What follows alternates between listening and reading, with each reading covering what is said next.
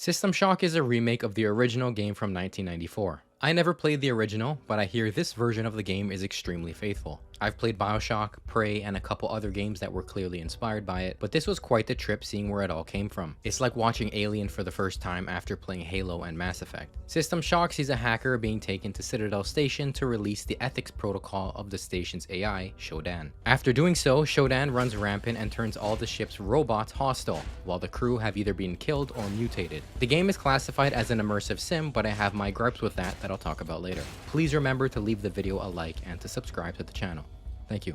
We won't talk story much since it kind of plays a backseat in the game. Gameplay is what's the focus here, but I want to give a couple more details. No story spoilers. The game starts with you in the hacker's apartment, either male or female. You can walk around and look out the window to reveal a futuristic dystopian city. Raining, neon billboards, flying vehicles, and the like. Eventually, you access your laptop, which sees you entering Trioptimum's network, a large company in the city, and you can actually see their headquarters out the window. The police raid the place and arrest you. This is where you awake on Citadel Station, and it's owned by Trioptimum. You're face to face with Edward Diego, basically a big cheese for the company that wants you to remove Shodan's ethical restraints in exchange for a Trioptimum neural interface. You agree, and the transaction is completed on both parts. After waking up from the procedure is when the game begins. You find out Shodan messed up the whole station with these restraints removed, and now you work to shut down her plans to aim her attack at Earth. You're quickly gathering key items like key cards and healing that you'll need to get familiar with as you make your way through the game. You'll come across plenty of locked doors that require a key card,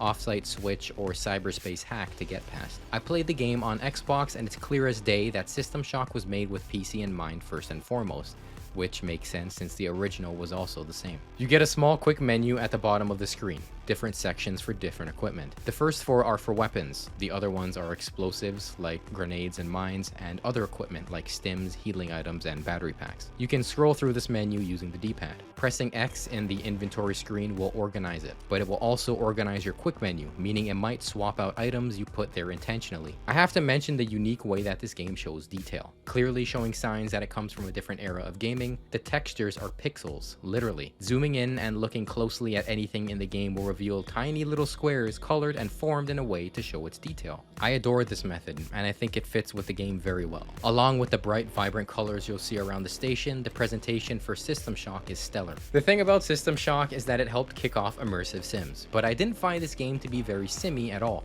I found it much more like a Metroidvania. Not just the act of finding upgrades that allow you to expand where you can go, but the exploration itself. The maps, which are different levels of Citadel Station, can be pretty vast and sprawling. Parts of it overlap to a jumbled mess, and the game doesn't attempt to help you decrypt what the f you're looking at. Not just that, but there are parts of the map that seem like they could contain a more convenient way to get through, but chose not to. This happens a couple times and can be pretty annoying. Taking the long way around usually means you'll be finding items. Lots of items. You can pick up and store just about every small object you find laying around. In your inventory, you can turn the useless junk into scrap and the scrap into coins at a recycler. Coins are used for buying ammo, weapon upgrades, and other stuff like healing items and other boosters. There are quite a nice variety of weapons to choose from. All of them have upgrades you can buy, but you aren't able to carry all of the weapons with you, and you'll constantly be finding new weapons while you play through the game. The inventory works like Resident Evil 4. I know other games use it too, but RE4 is the most popular one that does. Every item takes up a certain amount of squares,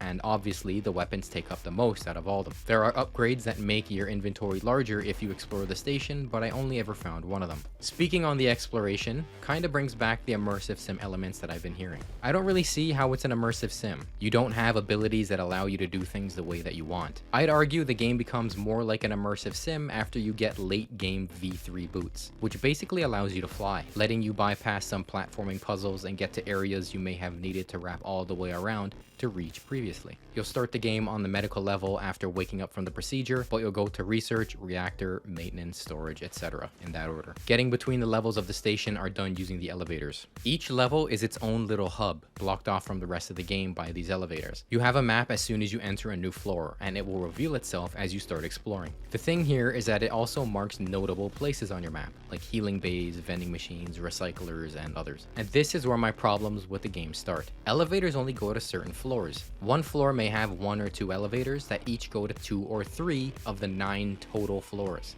Keep that info tucked, okay? I also find it near impossible to play through this game without using a guide. There are audio logs that give you info on what you need to do in cryptic ways, or they tell you nothing useful at all and just do some world building. So, having to play the game without a guide means backtracking to levels you've previously been to and trying to remember which elevator you took to get there. Also, a late game objective needs you to get a code from each of the CPU rooms that you accessed earlier. When you lower a level's security, a big chunk of it comes from these CPU nodes, and once they're all destroyed, a number will be on one of the screens. This number is vital to progressing further in the game, and if you didn't hear the one audio log that mentions this, you'll be stuck and reaching for a guide on what the f to do next. Whenever I get stuck in a game enough that I need to use an outside source to advance, it's incredibly frustrating, and I needed to consult a guide multiple times making my way through this game. There were plenty of moments where I got a keycard and knew exactly what it would unlock for me, and others when I had absolutely no clue.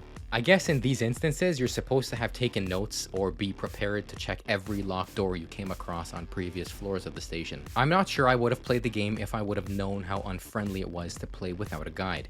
Night Dive wanted to be faithful to the original game, and they did that by copying all aspects, good and bad. There were rumblings that at first they wanted to reboot the franchise, which would mean they would have more freedom to do what they wanted, but they chose not to go that route. Overall, System Shock is a nice love letter to fans of the classic games, while abandoning new players at the same time. It keeps things the way they were, to a fault. You'll likely find yourself playing through the game with a controller in one hand and your phone looking at guides in the other.